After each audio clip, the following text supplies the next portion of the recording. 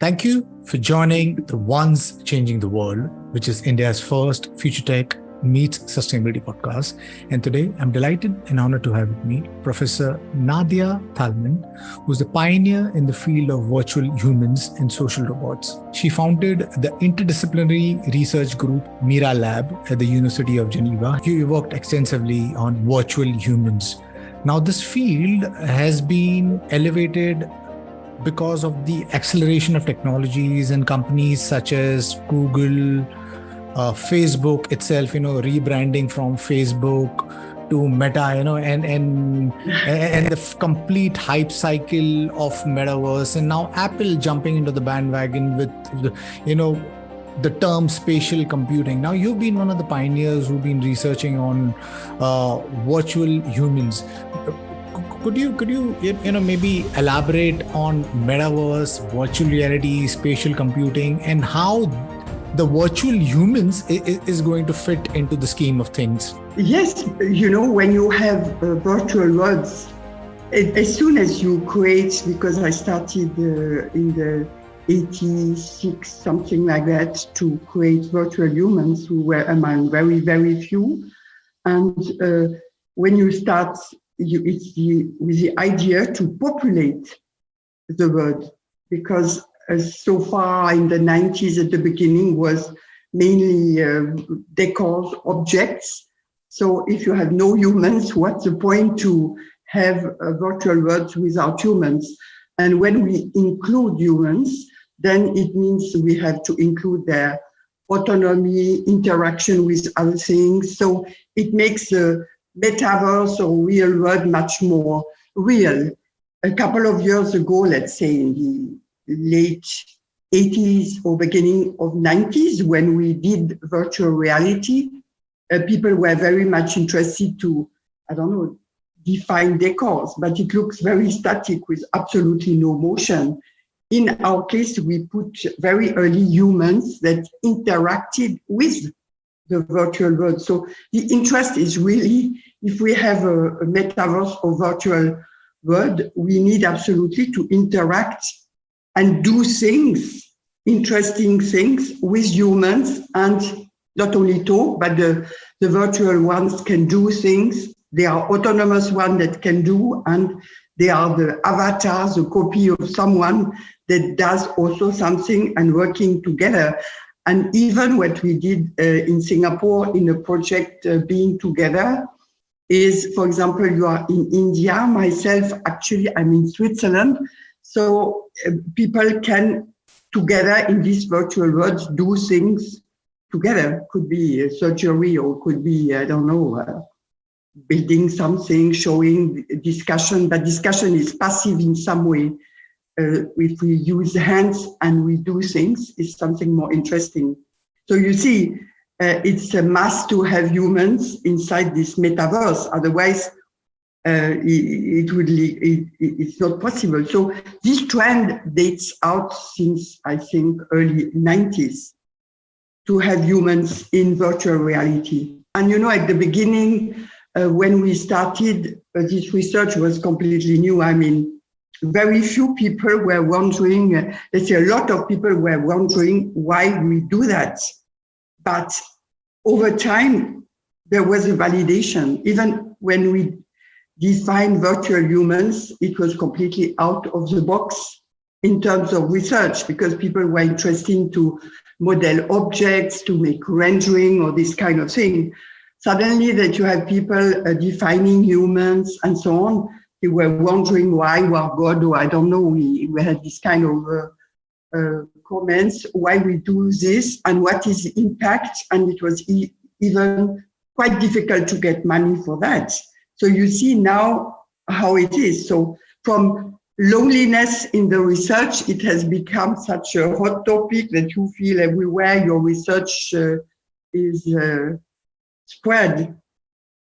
So, thank you, Nadia, for being one of the early movers and braving it out, because like you rightfully pointed out, when you are one of the early movers, it's very difficult to convince the world of the potential of that specific technology. Today, I think there are various metaverses. It's not just the companies such as Meta and Roblox and, the others building these metaverses. There are small startups from around the world who are building these metaverses. And you rightfully pointed out, a metaverse to become relevant and contextual for consumers as brands is when there is interactions in it and engagement, and that can only happen with virtual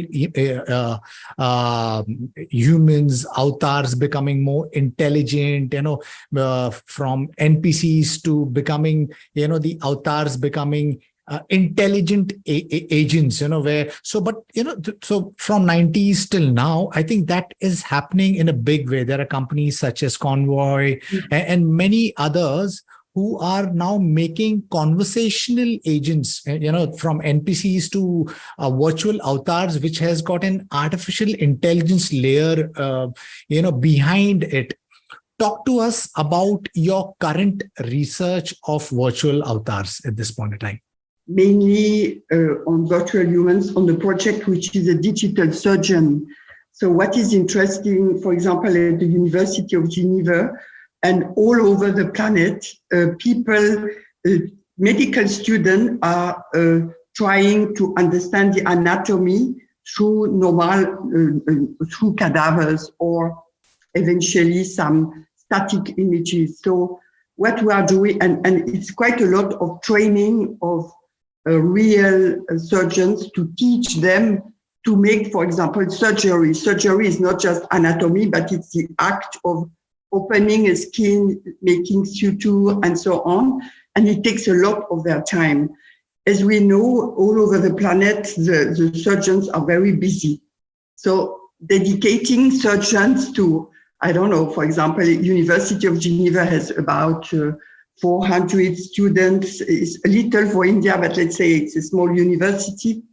400 students in medicine, and everyone has to learn, for example, how to cut skin, how to sew skin, and it takes a lot of time. So what we decided and what we proposed and decided with the hospital and the surgeon, neurology surgeon department is we provide to them let's say a virtual surgeon that is of course capable of understanding the gestures of the students, each one, and instead of having a real one, this virtual one can say, okay, you cut not exactly in the right way, you should do this gesture or that gesture. So this is very precise. So we are working on, of course, on AI models, on data set of surgeons.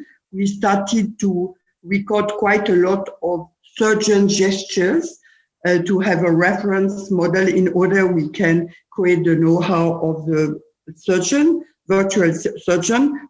And we are now at this stage to, understand what are the actions of the surgeon, define them in the data set, and then to go ahead with, I see in a couple of months, with students to try the digital surgeon. So there will be two aspects of that.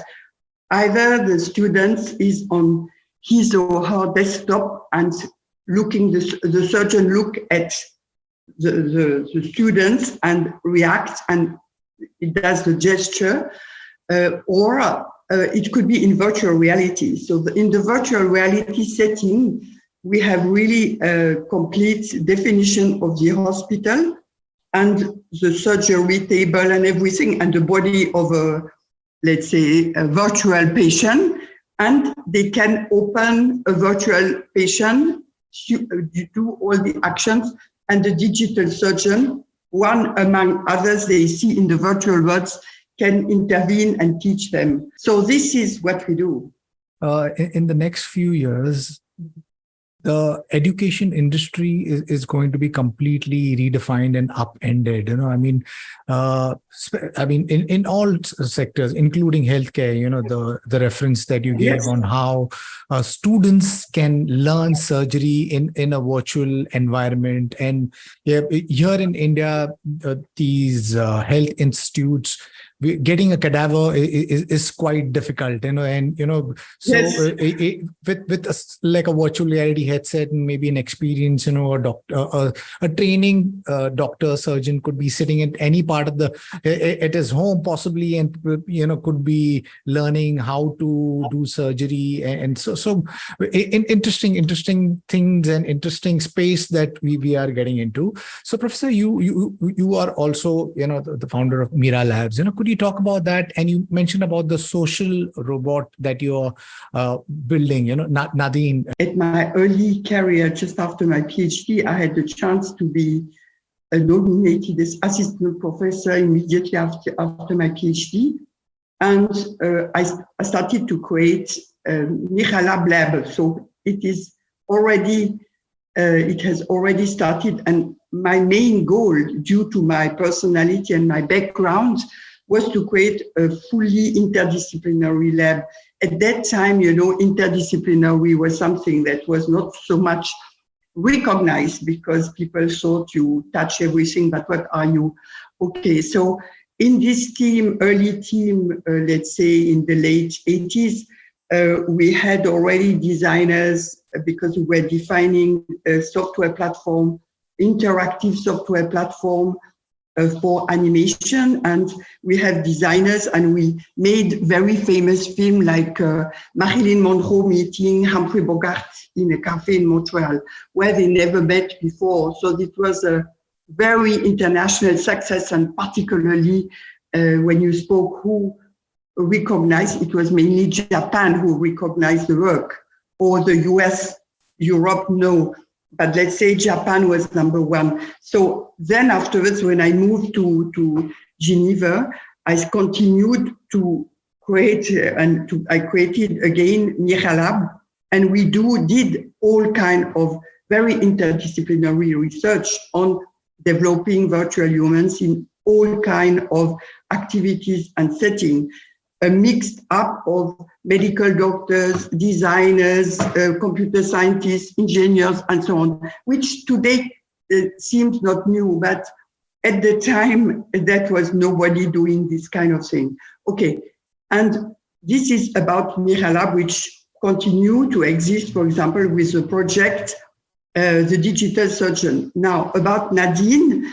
Nadine was created, I had this willingness to move to robots or humanoid robots, because after so many years to see this virtual, I got enough. I like to have more presence. So I decided to go to Japan, and with Kokoro company, we defined Nadine, which in fact is a copy of myself, but I didn't like to have a sexy robot. I just like to have a normal person. So the hardware was defined and done in Japan, and then afterwards in Singapore, what we did is the defining of the platform.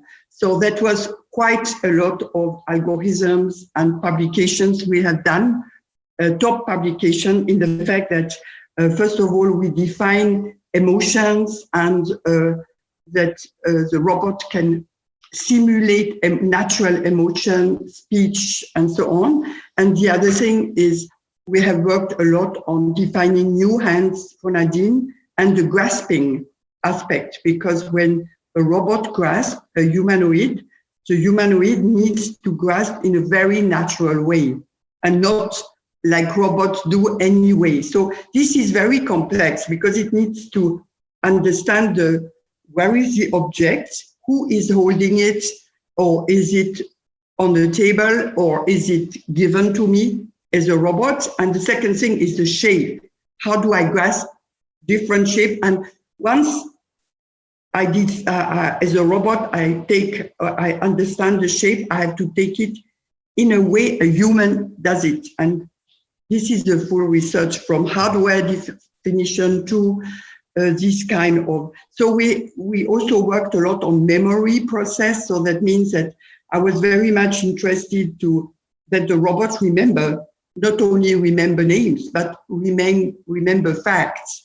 So Nadine was a tremendous success because it was the most downloaded, views of NTU.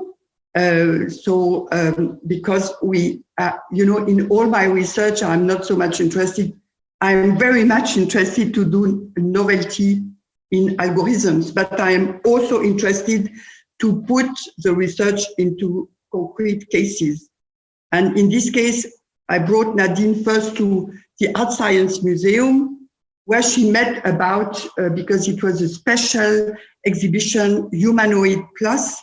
So she met 100,000 people. It was an enormous success.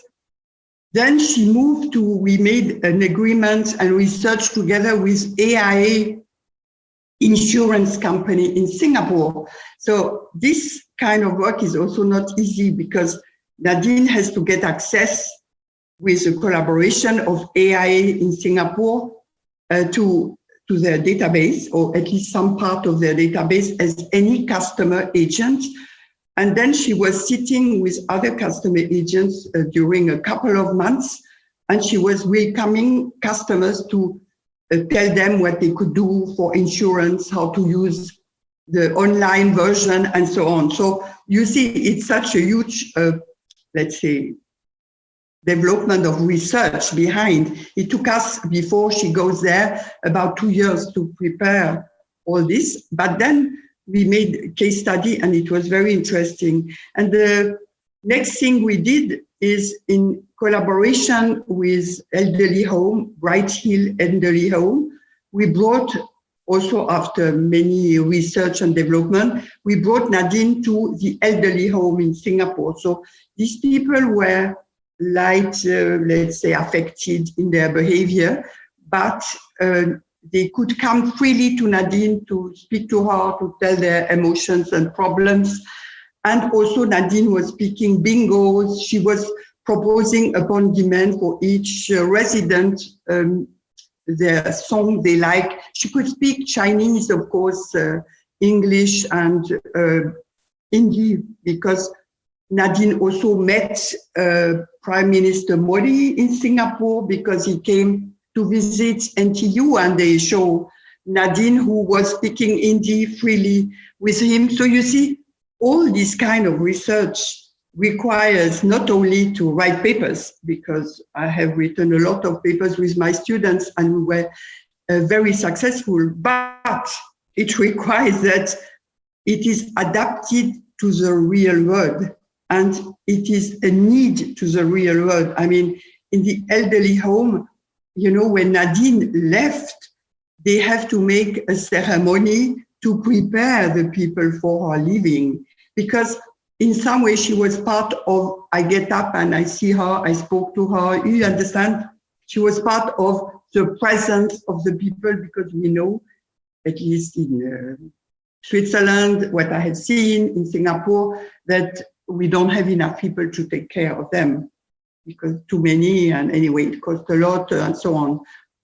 And Nadine-social robots can be very polite, can understand people, they are available, So this is quite a lot of work. So what I like to say is not enough to launch social robots and to let them be while I talk, I chat in a nice way. But what is more important is how these robots are adapting in different situations.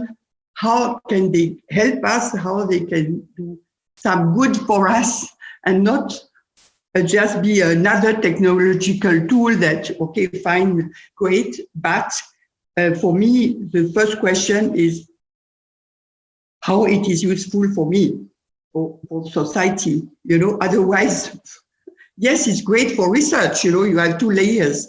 You make research for papers, publishing, and you help you speak of all these companies, but these companies, they have looked at our papers for years because, academics are there to produce original novelties. They are paid for that. So, okay, this is a reference for many people.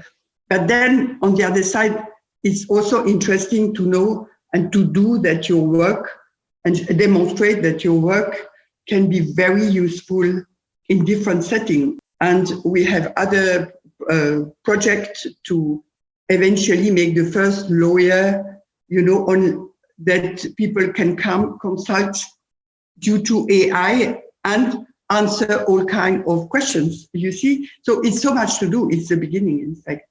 Right, completely. Yeah, you rightfully pointed out. It's just the beginning because we living in a fantastic point of time. And over the years, you have polished this humanoid social robot. And eventually, I think in the next few years, these social robots will be acceptable. Though, Hollywood has painted a picture of robots being existential threat to humanity. So, we humans always have a little apprehension towards the robots, but I hope that goes away. Could you elaborate on the good for society and its applications? Because rightfully at this point of time, robots are being used for industries. It's been used across industries. But when you're talking about humanoid robots, it's far and few because we humans are extremely dexterous, while as these robots, you like you rightfully pointed out, can't even do things which possibly an 8-year-old child can do extremely easily. What do you think could be those challenges or the barriers, both engineering challenges as well as software? These challenges, if worked upon, can build these humanoid social robots which could do everything that we do? When you ask technologically speaking, it's quite a lot still to do. The walking freely, the grasping freely, the awareness of the world, which is not the case. They distinguish 1, 2, 3 people. They are not aware what is in a full room. So that's very limited view. So what a human is able to do and what a robot is able to do, that's today still a very big difference. And the vision part is limited, although I think half of the researchers in graphics vision work on that, but still is a lot of work to do. So this, I would say, will take years to develop, as you give your example, to be completely like a human. And second, I think anyway, the robots are pure logic. They work according to pure logic. So they will never be, due to their nature, like a human. A human is a biological being with cells and biochemistry and all the laws of, let's say, quantum chemistry. We can come back to that. So is no comparison if you see a robot without a skin, that's motors, actuators. So it's absolutely no comparison. So the behavior of a robot is mechanical, and the second thing is due to the software logic. So in our being, as a biological being, we are partly logic, yes, but most of our actions are guided by behind emotions. The feeling of our, let's say, biological bodies, our cells, our hormones, our humors, our motivation, our sorrows, and so on. A robot has nothing of it. We can simulate, but it's always through logic process. So it's like a fantastic actor, but it's fake. So the link, I see the imitation can be fantastic, and it could be useful to help in places where a human is not there, or to augment the capacity of the humanity in places where we need robots. But otherwise, I don't see, for me, a human is a human, and a robot is a mechanical entity with a lot of logic capable of fantastic things. That's it. So, Professor, you mentioned that building robots, especially humanoid robots, it's extremely challenging. And we are possibly years, maybe decades away from even getting close to us biological human beings, and possibly maybe we just might never get to something that has got the dexterity, the intellect, as well as the consciousness that we have. We just might never get to it. But even right now, we are building robots. I mean, the state of the robots is being used for autonomous robots, killer robots. We be using robots for surveillance. And through the pace of acceleration of technologies, eventually, possibly, we might have robots which could resemble us, maybe possibly do the things that we do. Does these thing worry you? Is automation something that you think about? Does the militarization of robots is something that worry you? Yes, of course. On one way, when you see in Ukraine that you have brave people who have to go and be killed, it may be better to have a technological war with robots. It's a good aspect that if you have machines that, countries like to show who is the most let's say, technological developed country and use technology only and not humans.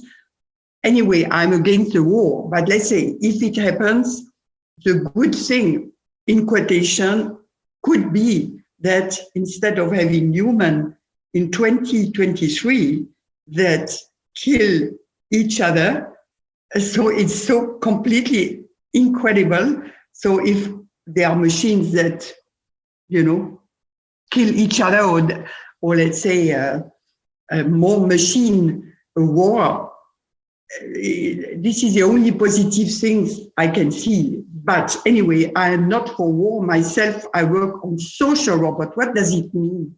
It means that when you are old and lonely, you have nobody around you. Statistics show that, for example, in UK, more than 60% of people, elderly, they spend Christmas alone, which is a very important religious moment for them. They spend alone. If they would have a social robot, at least that could put music, take care. We speak of high tech. So if they cannot get out of the bed, the robot can take them, help them to wash. I remember in Singapore, a lady told me, I give you several millions. It was, a donator. And she came to me, so Nadine, in NTU, and said, we can give you, in NTU, of course, several millions, if you can help to wash people in elderly home, which is a huge task. Or, of course, on the long run, at each home where an elderly cannot do it. Impossible. When you ask the limits, it was not possible, because first to lift somebody in a comfortable way is not a packet, is the comfortable way, and the reaction, and then to wash it, nobody can do it today. Of course, in the future, so many talented people are working, we will solve these issues, I'm sure. But let's say when you speak of, I am afraid of robot for wars or robot for very bad sake, we cannot avoid. It's the same for every technology. If you work in quantum physics and then afterwards you have nuclear power or nuclear war, what can you do as a researcher? We cannot stop researchers to think and develop. Afterwards, that should be organisms that decide what technology can be used and for what. Is the same for AI, is the same for robots. We badly need maybe United Nations committee or whatever to decide what is to be used for what and which sake, and make propose limits. I think this is the only thing. We researchers, we cannot stop thinking and going ahead, because my intention is to help elderly, to help children. For example, Nadine is fantastic because she can speak many languages. I have a 6-year-old small daughter, granddaughter, And of course, she's speaking English and French, but her father has come from Arabic background, so she would like to practice more Arabic. She said, I like to know German, I like to know Spanish, because she had a nanny which is Spanish, you understand? So she could talk and Nadine could explain, and even with the screen, with cartoon or small animation, interactive. Nadine could remember how she learns, what she likes, her preferences, and have a bond with children and teach them. It's the same for mathematics, it's the same for everything. So if we see that we can have our individual teacher, a nice teacher you like in the shape, in the style, and progress thanks to that,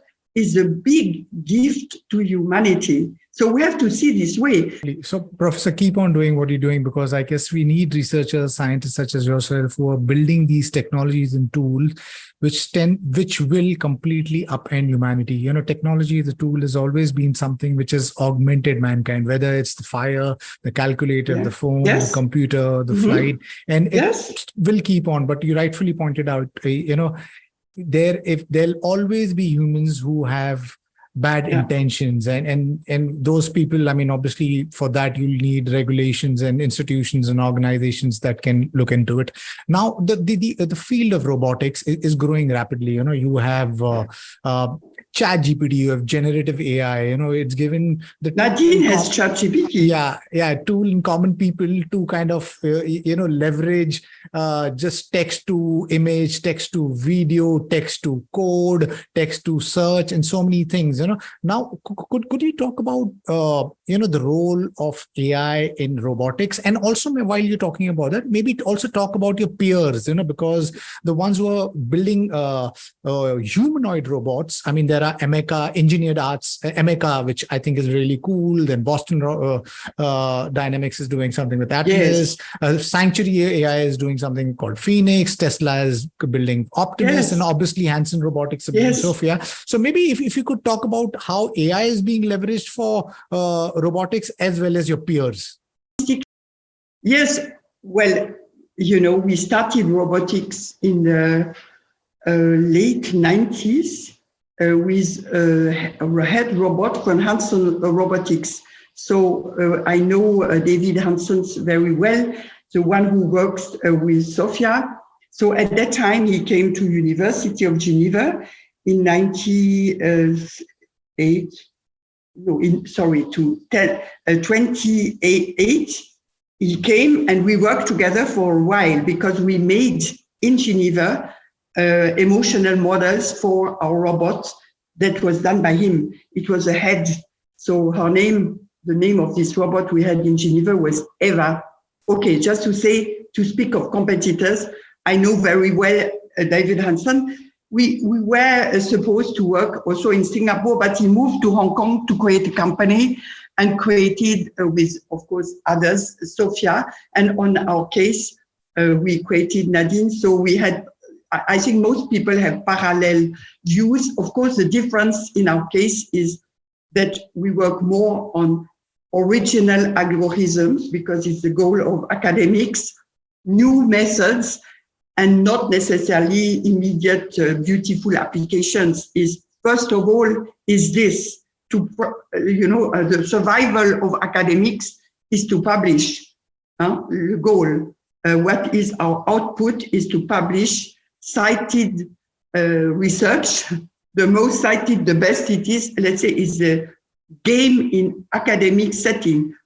If we look at all the ones you mentioned, maybe a difference is the one in Boston Dynamics, because I had the chance when I was in Montreal to meet or to have at least conferences to see what they were doing. And the person was a professor from MIT. So the logic was more academic towards a company. So we could see in the research afterwards that the research was very solid.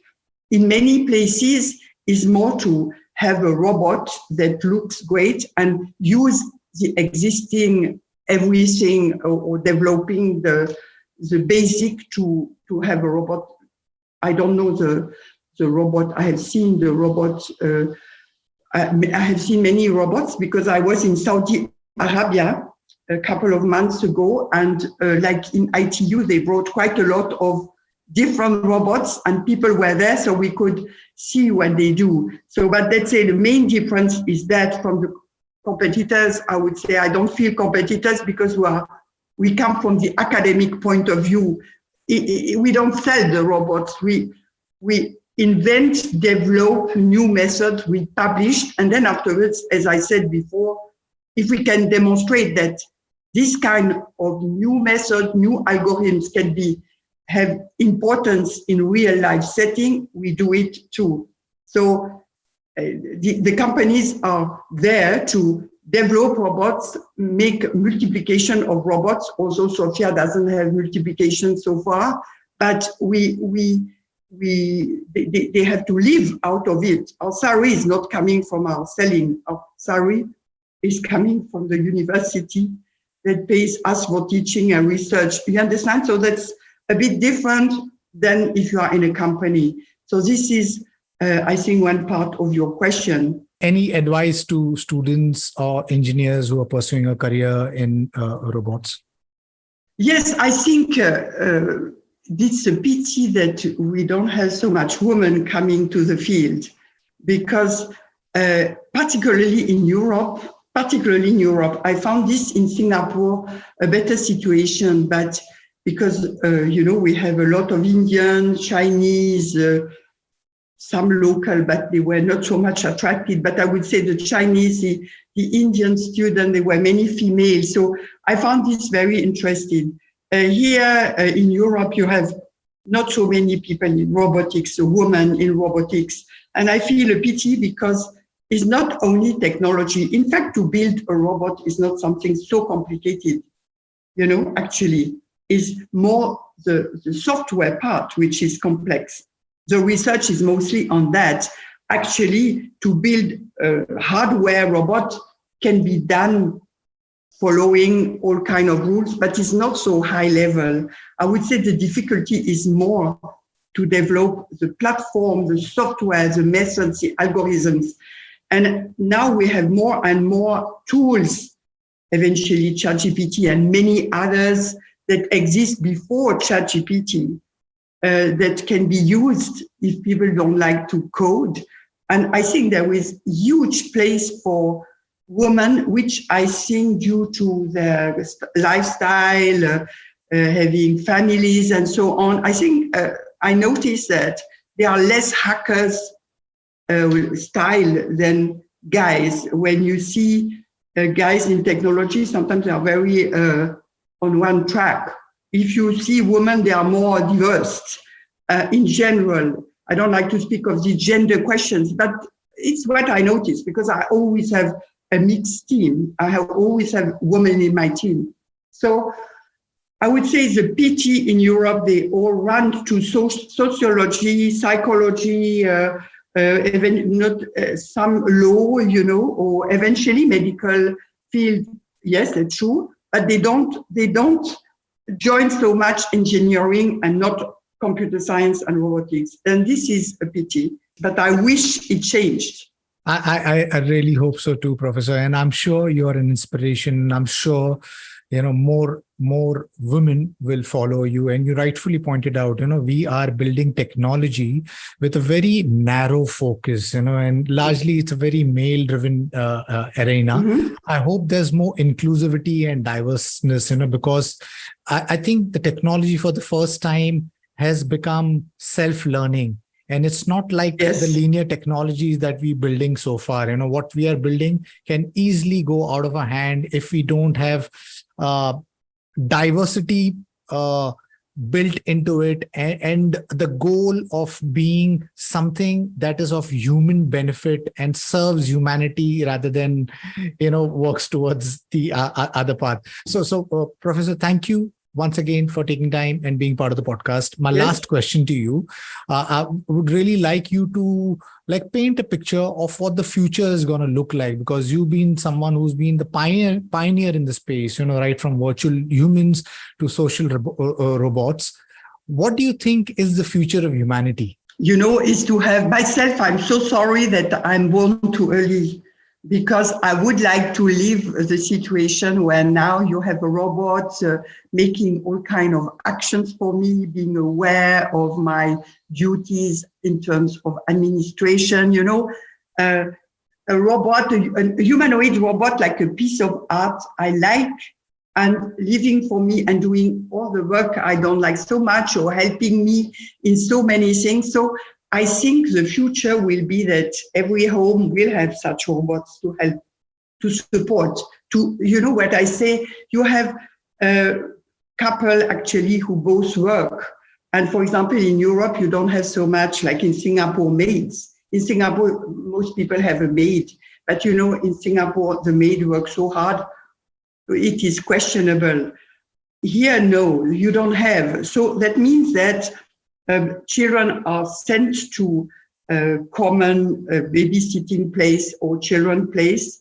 And it would be nicer if you have individual, as you mentioned, I think it's very important, individual teaching, individual care. You have a baby here after 4 months, he is brought to a babysitting place, but then you have many babies. It would be better if a robot, and it will be the future, I don't know when, but if you have robots that can take care, teach him, change him, make music, also music lessons. So I think we could grow fantastically well, because these robots will be incredibly able. I don't say it's a human, I say it's a machine that can simulate like an excellent actor with a lot of capacities, maybe better capacities, let's say logical capacities than what we have, better memory, better multiple capacities, because we are also very on one track.